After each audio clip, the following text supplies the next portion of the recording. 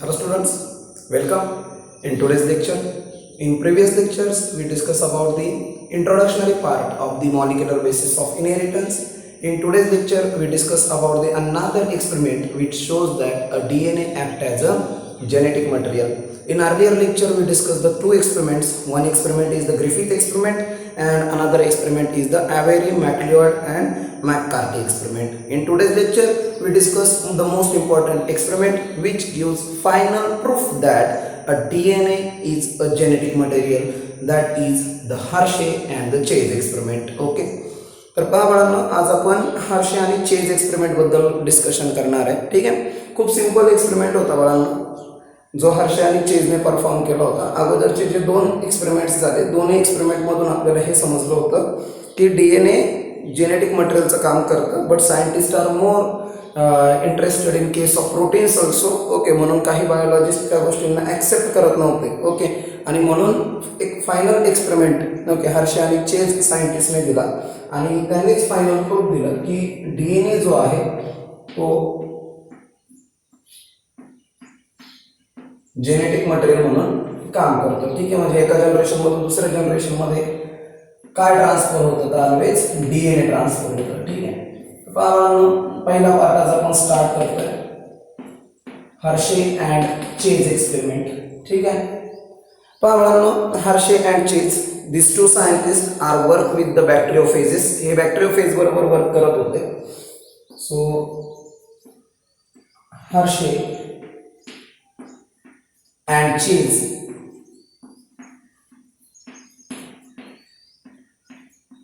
work with bacteriophages. ठीक आहे, Hershey आणि चेज बॅक्टेरियोफेजेस बरोबर वर्क करतात. बॅक्टेरियोफेजेस कशाला बोलतो बाळांनो आपण? बॅक्टेरियोफेजेस म्हणजे असे असे व्हायरसेस जे बॅक्टेरियाला इन्फेक्ट करतात. Okay, bacteriophages are the viruses that infect the bacteria. ठीक है, so the Hershey and Chase work with the bacteriophages, that is the viruses that infect the bacteria. तर बॅक्टेरियोफेजेस बरोबर वर्क करत होते. त्यांनी काय केलं बाळांनो, त्यांनी दोन टेस्ट ट्यूब घेतले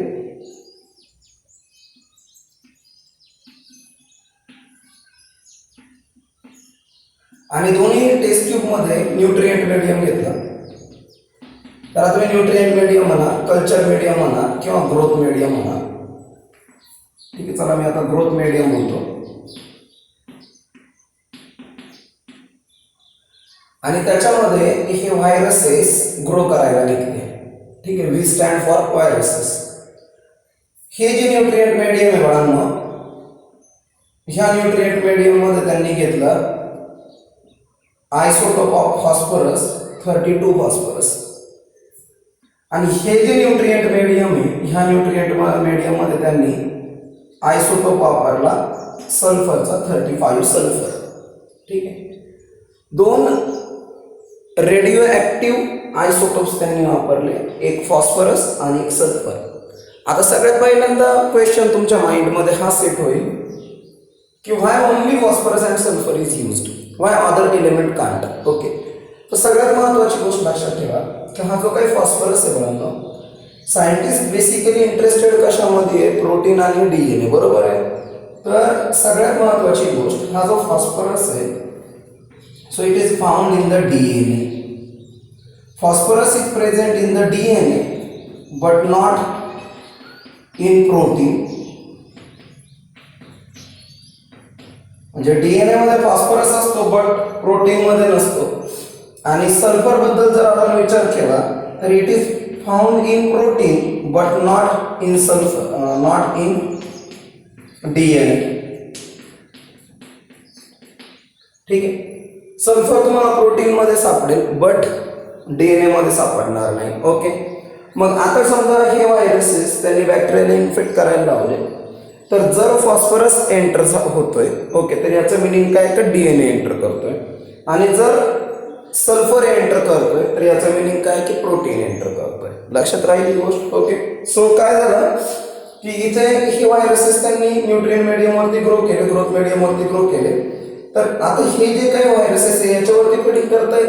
याचं सिंपल मिनिंग आहे का हा फॉस्फरस यांच्या बॉडीमध्ये एंटर करेल आणि हे व्हायरसेस या न्यूट्रिएंट मीडियमवरती प्रिडिक्ट करतायत हा सल्फर यांच्या बॉडीमध्ये एंटर करेल. क्लिअर? हा, मग आता दोन्ही याच्यामध्ये मी काय सांगितलं, हे दोन्ही कसे आहेत? रेडिओ ऍक्टिव्ह टाईपचे. कसे आहेत? रेडिओ ऍक्टिव्ह टाईपचे. ओके.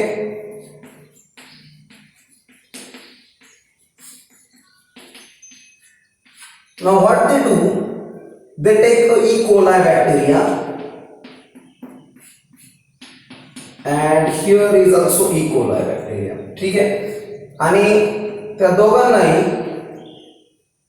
त्यांनी व्हायरसेसने इन्फेक्ट करायला ठरवलं.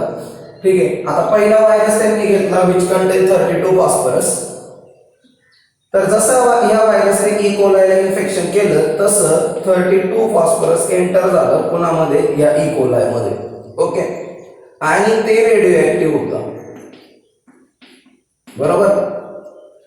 आता इथे बघा, ज्यावेळेस तुम्ही हा व्हायरस घ्याल, ओके, 35 सल्फर वाला, याने ज्यावेळेस या ई कोलायला इन्फेक्ट केलं त्यावेळेस 35 सल्फर पण एंटर झालं, but it does not remains a radioactive.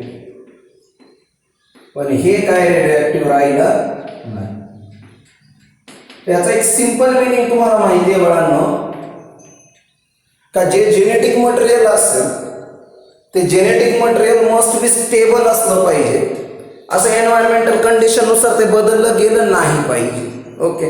म्हणून सगळ्यात महत्त्वाची गोष्ट, डीएनए स्वतःच्या आयडेंटिटीला कधी चेंज करत नाही. त्याची जी आयडेंटिटी आहे ती आयडेंटिटी लास्टपर्यंत मेंटेन होते. ओके. म्हणून सिंपल गोष्ट आहे का, इथं बघा तुम्ही हा जो काही व्हायरस घेतलाय, ओके, त्याच्यामध्ये तुम्ही फॉस्फरस ऍड केला. फॉस्फरस ऍड केला याचा अर्थ काय, तिथे डीएनए प्रेझेंट आहे. बरोबर. मग हा डीएनए एंटर झाला तो शेवटपर्यंत कसा राहिलाय? रेडिओ ऍक्टिव्ह राहिलाय. ओके. म्हणजे डीएनए स्वतःची आयडेंटिटी चेंज केली का? नाही. ओके. बट प्रोटीनने स्वतःची आयडेंटिटी चेंज केली ते. Okay.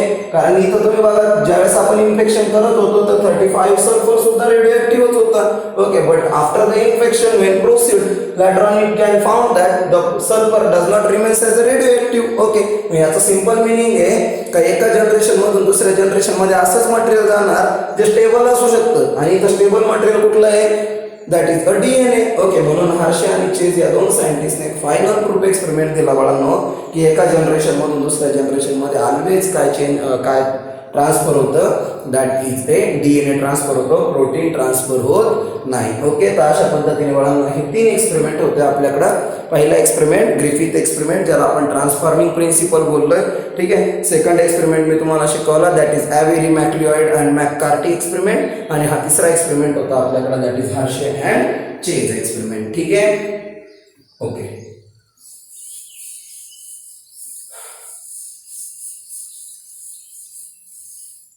So now we discuss about the next most important point of our chapter, that is the packaging of DNA.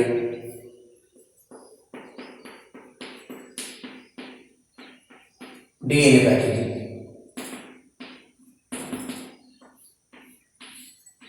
ठीक आहे. पहा बाळांनो, आता आपण डिस्कस करणार आहे डीएनए पॅकेजिंग. अगोदर बुकमध्ये फक्त डीएनए पॅकेजिंग होतं, बट युकॅरियोट्स बद्दल होतं. बट या इयर्समध्ये आपल्याला बेसिकली पॅकेजिंग इन प्रोकॅरियोट पण स्टडी करायचं. ठीक आहे. हां, तर सगळ्यात महत्त्वाची गोष्ट आहे का डीएनए कुठं असतो? तर सेलच्या न्यूक्लियसमध्ये असतो. बरोबर आहे. आणि त्याच्यापेक्षा सगळ्यात महत्त्वाची गोष्ट की सेलचं न्यूक्लियस किती असतो बाळांनो? तर आपण जर सेलच्या न्यूक्लियसची साईज पाहिली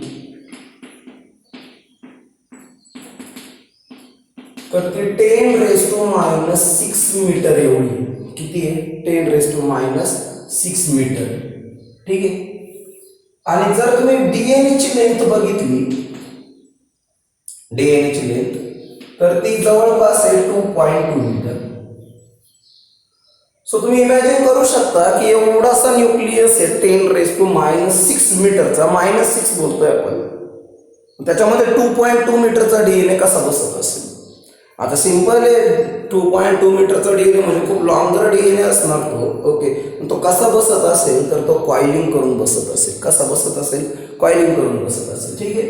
सो न्यूक्लियसची साईज, मी ही सगळी गोष्ट कुणाबद्दल बोलतोय? तर युकॅरियोट्स बद्दल बोलतोय. कुणाबद्दल बोलतोय? युकॅरियोट्स. न्यूक्लियसची साईज मी तुम्हाला सांगितलं 10⁻⁻⁶ मीटर. डीएनएची लेंथ असते 2.2 मीटर. जर मला कोणी विचारलं का डीएनए मध्ये टोटल डीएनए मध्ये किती बेस पेअर असतात तर जवळपास लक्षात ठेवा 6.6 इंटू 10⁹ बेस पेअर्स असतात. म्हणजे ATGC अशा टाईपचे जे बेस पेअर्स असतात ना ओके ते 10⁹ असतात. Okay 6.6 into 10⁹.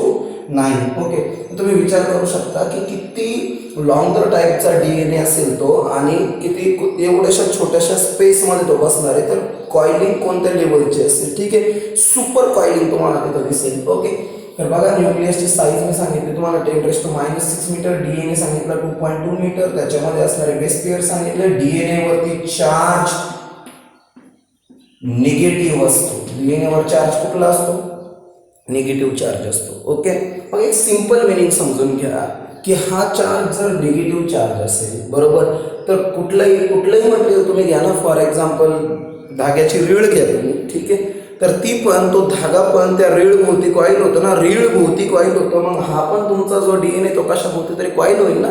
ओके आणि 11th मध्ये तर आपण शिकलोय की inside the nucleoplasm there presence of a specialized kind of proteins which are positively charged and they are commonly called as a histone proteins. कोणते प्रोटीन्स हिस्टोन प्रोटीन्स. ओके म्हणजे histone proteins असतात बाळांनो. ठीक आहे तर हे हिस्टोन प्रोटीन कशामध्ये मदत करतात डीएनएच्या पॅकेजिंग मध्ये मदत करतात. आणि जर ॲडिशनल कॉइलिंग करायची असेल ॲडिशनल कॉइलिंग तर नॉन हिस्टोन क्रोमोझोमल प्रोटीन वापरावे लागतात. ठीक आहे कारण ही जस्ट इंट्रोडक्शन आहे बाळांनो कशाची डीएनए पॅकेजिंगची. ओके आता बघा inside the nucleoplasm there presence of total 5 type of histone. 5 टाइपचे हिस्टोन प्रोटीन आहे. H2A H2B H3 H4 आणि H1. हे जे टोटल 4 आहेत बाळांनो H2A H2B H3 H4 या प्रत्येकाची डबल कॉपीज असते. प्रत्येकाच्या कशा कॉपीज मिळतात आपल्याला डबल कॉपीज. पण H1 ची कॉपी कशी असते सिंगल कॉपी असते. ओके आणि ज्या वेळेस काय होणार आहे डीएनएचं पॅकेजिंग करायचं आहे. ओके तर त्यावेळेस हे जे 8 हिस्टोन तयार होतील ना आता कारण 4 जण हे म्हटल्यावर ते डबल कॉपी झाले तर 8 हिस्टोन तयार होतील. तर या 8 हिस्टोनचं काय तयार होते एक असेंब्ली तयार होते. काय तयार होते असेंब्ली तयार होते. आणि मग हे 8 हिस्टोन प्रोटीनची ज्यावेळेस असेंब्ली तयार होते this is commonly called as a histone octamer. त्याला आपण काय नाव देतो हिस्टोन ऑक्टॅमर. ओके मग हे जे हिस्टोन ऑक्टॅमर आहे बाळांनो ओके तर ह्याच्या भोवती काय होतं डीएनए कॉईल करायला सुरुवात करतं. हिस्टोन ऑक्टॅमर भोवती डीएनए कॉईल करायला सुरुवात करतं. ठीक आहे आता कॉइलिंग कशी होते तर बघा कन्सिडर करा बाळांनो हा H2A हा H2B हा H3 आणि हा H4. H2A H2B H3 H4 हे 4 समोर आहेत 4 बॅक आहेत. 8 जणांची assembly. This is your DNA हा तुमचा डीएनए. ठीक आहे so how the coiling is takes place. Coiling कशी होते लक्ष द्या.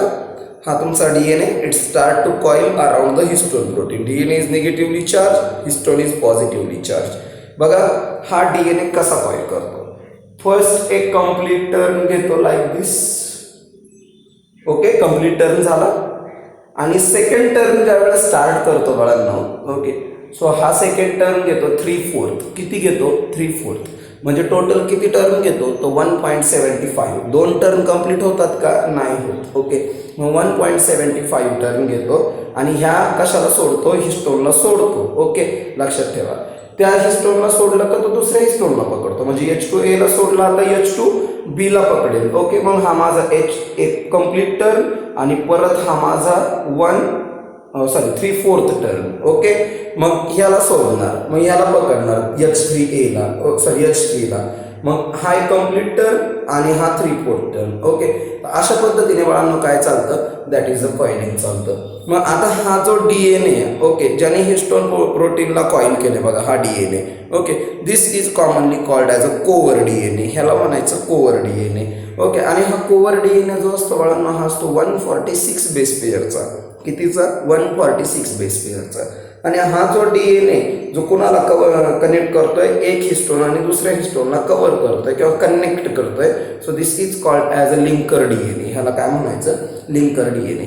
हा कोवर DNA, हा linker DNA. Core DNA 146 base पेअरचा, लिंकर DNA 54 बेस पेअरचा. किती? 54 बेस पेअरचा. लक्षात राहील ही गोष्ट.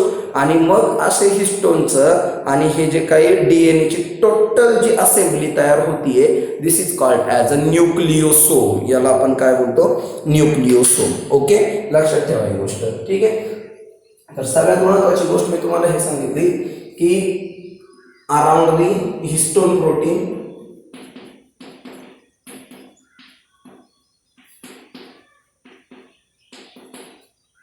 DNA make a 1.75 ton. मग मी त्यात दोन गोष्टी सांगितल्या की the DNA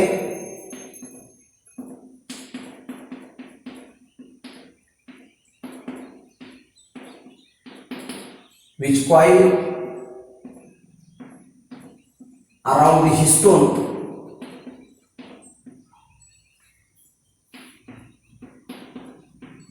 called cover DNA. आणि हा जो cover DNA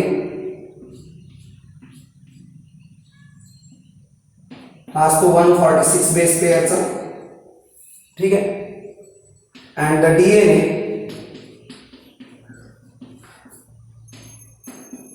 which link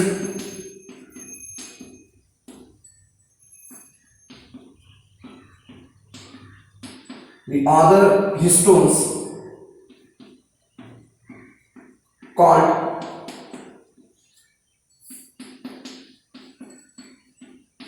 linker DNA. तो असतो 54 बेस पेअरचा. एक 146 बेस पेअरचा, एक 54 बेस पेअरचा. टोटल किती बेस पेअर झाले? 200 बेस पेअर. ठीक आहे. म्हणजे एक जे काही न्यूक्लिओसोम असतं, न्यूक्लिओसोम सांगितलंय मी तुम्हाला की it is the assembly of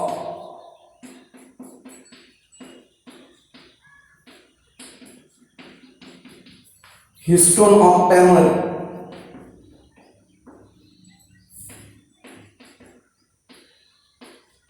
and the DNA.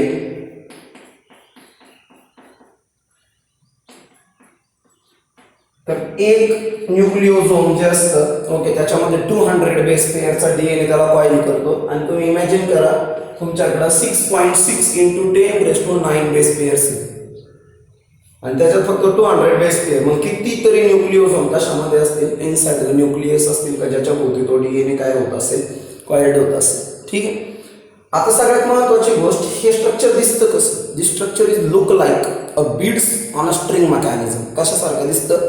Beads on a string mechanism. ते बीड्स कशाचे? तर हिस्टोनचे. आणि स्ट्रिंग कशाचा? तर DNA. Okay.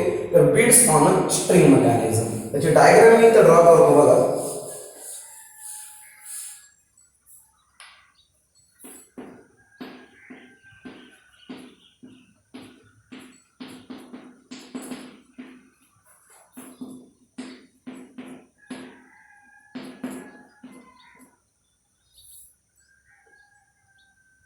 So this is our histone H2A. This is our another histone H2B. बस आपण दोनच बघूया, त्याच्या भोवतीच कॉइलिंग दाखवूया. तर हा आता आपला DNA याच्या भोवती कम्प्लिटली कॉइल करणार आहे. हा आपला पहिला टर्न, हा आपला 3/4 टर्न. ओके. इथून सोडणार तो ह्या हिस्टोनला पकडणार. ठीक आहे. हा इकडून रॅप करणार बॅक साइडने, म्हणजे हा आपला कंप्लीट एक टर्न. ओके. आणि आपला 3/4 टर्न. ठीक आहे. पण हा जो DNA बाळांनो, हा तुमचा कोवर DNA बरोबर. आणि हा जो DNA हा आपला लिंकर DNA. ओके. मग जर मी हे पुढे अशाच पद्धतीने ड्रॉ करत गेलो तर हे स्ट्रक्चर तुम्हाला असंच दिसणार. This is a beads on a string mechanism like this. ठीक आहे, म्हणून ही गोष्ट लक्षात ठेवा की हे अशा पद्धतीने beads on a string mechanism तुम्हाला दिसेल. आणि असं पॅकेजिंग बेसिकली कशामध्ये असतं बाळांनो, दॅट इज दी युकॅरियोट्स मध्ये असतं. ओके, हा आता सगळ्यात महत्त्वाची गोष्ट, समजा ॲडिशनल कॉइलिंग करायची तर नॉन हिस्टोन क्रोमोझोमल प्रोटीन पाहिजे. कॉइलिंग कशी होणार तर या टाईपमध्ये होणार. It just look like a telephone wire and this is commonly called as solenoid coiling. त्याला आपण काय बोलतो, सोलेनॉइड कॉइलिंग. ती बघूही शकता आपण, मी दाखवतो वाटलंच तर तुम्हाला सोलेनॉइड कॉइलिंग कशी असते. इथं बघा, समजा मी ही कॉइलिंग करतोय बाळांनो. ठीक आहे, आता मी सध्या पूर्ण एकाच पद्धतीत तुम्हाला दाखवतोय, फक्त मी टर्न इथून लूज करणार आहे. ठीक आहे, तर ही एक मिनिट,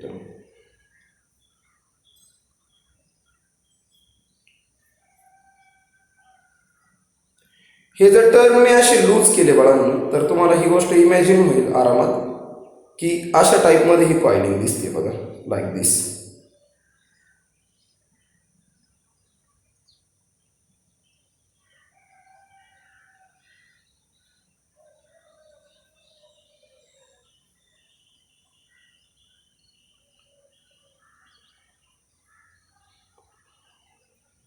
ठीक आहे, लाईक दिस. ह्या टाईपमध्ये तुम्हाला ती कॉइलिंग दिसेल अशा पद्धतीमध्ये.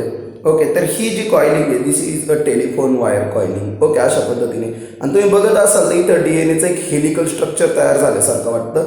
ओके, म्हणून हे ध्यानात ठेवा की आपल्याकडे अशी टाईपची कॉइलिंग कशामध्ये दिसते basically, that is the what we called as a solenoid coiling दिसते. आणि ही सुपर कॉइलिंग आहे. Solenoid coiling is one of the super coiling. Okay, आणि त्याच्यामुळे काय होतं की 10⁻⁻6 मीटरचा जो आपल्याकडं what we called as a nucleus असतो त्याच्यामध्ये 2.2 मीटरचा काय बसू शकतो, डीएनए बसू शकतो. तर अशी कॉइलिंग बेसिकली युकॅरियोट्समध्ये पॉसिबल आहे. आणि कॉइलिंगचा जर विचार केला आपण प्रोकॅरियोटमध्ये, तर प्रोकॅरियोटमध्ये थोडीशी वेगळ्या टाईपची कॉइलिंग होते. आता प्रोकॅरियोटबद्दल आपण विचार करूया थोडासा.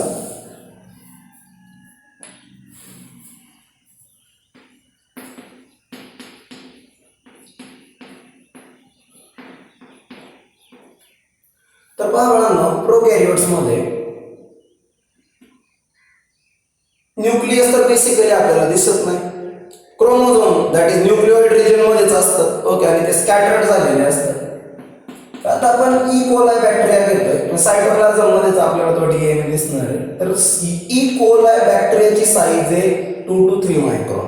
म्हणजे किती छोटासा बॅक्टेरिया, 2 to 3 मायक्रॉन. ओके, आणि ह्याच्यामध्ये जर तुम्ही पाहिलं तर डीएनए बसणार आहे बाळांनो टोटल 1100 मायक्रॉनचा. किती, 1100 मायक्रॉन. सेल 2 to 3 मायक्रॉनची आणि डीएनए 1100 मायक्रॉनचा आहे. बेस पेअरकडे जर गेलो तर 4.6 into 10⁻⁶ बेस पेअर दिसते. आता तुम्ही बघू शकता की किती नंबर ऑफ जीन्स आहेत त्याच्यामध्ये. ऍक्च्युअल सेल किती छोटीशी आहे पण ते कॉम्प्लेक्स किती. ओके, याचं तुम्ही इझिली थिंकिंग करू शकता. ह्याच्यामध्ये हिस्टोन लाईक प्रोटीन आहे. मी असं म्हणत नाही हिस्टोन्स आहेत, हिस्टोन लाईक प्रोटीन्स आहेत. ह्याच्यामध्ये कॉइलिंग वगैरे करण्यासाठी गायरेज आणि टोपो आयसोमरेज सारखे एन्झाईम्स आहेत. तर हे जे काही एन्झाईम्स आहेत आपल्याकडं, गायरेज, टोपो आयसोमरेज फर्स्ट आणि histone like protein, they plays an important role in the DNA packing in the prokaryotes. Okay, and there is also presence of a specialized kind of proteins that is RNA connectors. Okay, तर हे सुद्धा काय करतात बाळांनो, coiling मध्ये मदत करतात. आता तुम्ही बघा, मी जस्ट डायग्राम ड्रॉ करतो थोडीशी.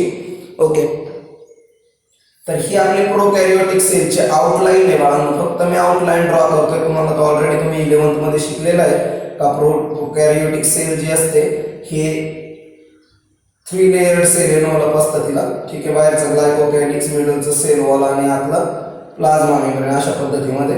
आणि हे प्लाझ्मा मेम्ब्रेनचं बाहेरच्या बाजूला निघालेलं एक्सटेन्शन असतं, दॅट इज अ प्लाझेला. ओके, आता आपलं त्याच्याशी काही घेणं देणं नाही.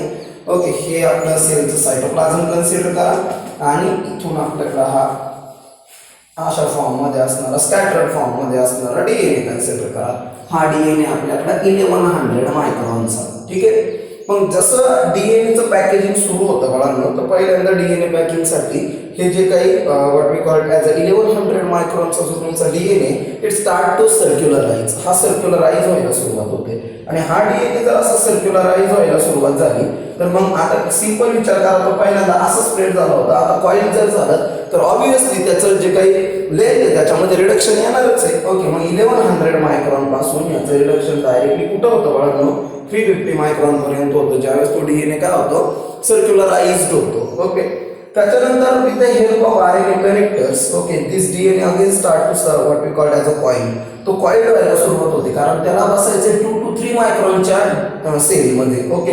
आणि ज्यावेळेस त्याची कॉइलिंग सुरू होते so it form some what we call as a loop like structures. असं लूप सारखे स्ट्रक्चर्स तयार करतात and this is a what we call as it become 30 micron. आणि हे किती बनतं आपल्याकडे 30 मायक्रॉन. हे लूप परत रिमूव्ह ऑफ नाही झाले पाहिजे. ओके. रिलॅक्स नाही झाले पाहिजे, नाही तर ते परत अशाच फॉर्ममध्ये होणार. मग ह्या लूपला होल्ड करण्याचं काम ते आरएनए कनेक्टर प्रोटीन्स करतात. ओके. RNA connectors. ठीक आहे. आणि मग परत ॲडिशनल कॉइलिंग व्हायला सुरुवात होते बाळांनो with the help of histone or what we called as a topoisomerase or guidance. आणि ती कॉइलिंग एकदम काय होते, आणखी लार्ज नंबर ऑफ लूप्स तयार होतात and it become just 2 micron. Okay. आणि हे किती बनतं 2 मायक्रॉन. म्हणजे 1100 मायक्रॉनचं शिफ्टिंग सर्क्युलराइज डीएनए झाल्यानंतर 350 मायक्रॉन पर्यंत होतं. फोल्डिंग सुरू होते 30 मायक्रॉन पर्यंत होतं आणि त्यानंतर आणखी ॲडिशनल फोल्डिंग झालं with the help of this 3 proteins or enzymes. Okay. So ते 2 मायक्रॉन पर्यंत डीएनए बनतो आणि मग आता हा डीएनए इकोलायमध्ये इझिली बसू शकतो. ठीक आहे. तर अशा पद्धतीने हे पॅकिंग होतं बाळांनो आपल्याकडं इन केस ऑफ प्रोकॅरियोट्स. ठीक आहे.